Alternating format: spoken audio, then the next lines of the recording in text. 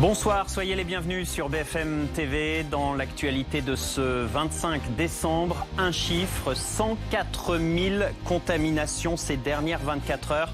La barre fatidique des 100 000 infections par jour est donc franchie. Ça y est, c'est un nouveau record. L'épidémie est en train d'exploser sous l'effet du variant Omicron qui se propage à toute vitesse. On va faire le point ce soir sur les derniers chiffres.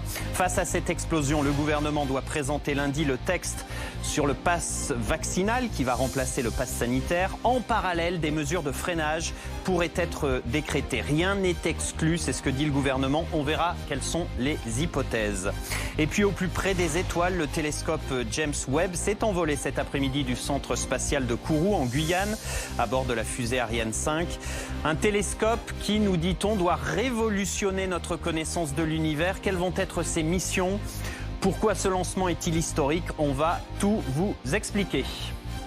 Merci d'être avec nous ce soir sur BFM TV. C'est parti pour Week-end Direct.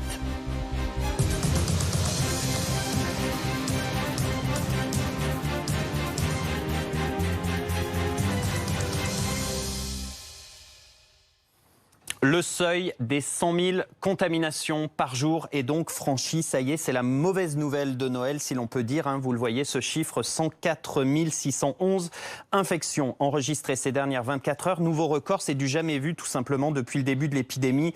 Et le coupable, on le sait bien, c'est ce nouveau variant Omicron qui est hyper contagieux. Alors des chiffres qui sont de pire en pire aussi parce qu'on fait de plus en plus de tests en cette période de fête. On va retrouver Antoine Forestier à Paris. Antoine, y compris en ce jour de Noël, eh bien les Parisiens se sont rués sur les tests. De tôt ce matin jusqu'à tard cet après-midi.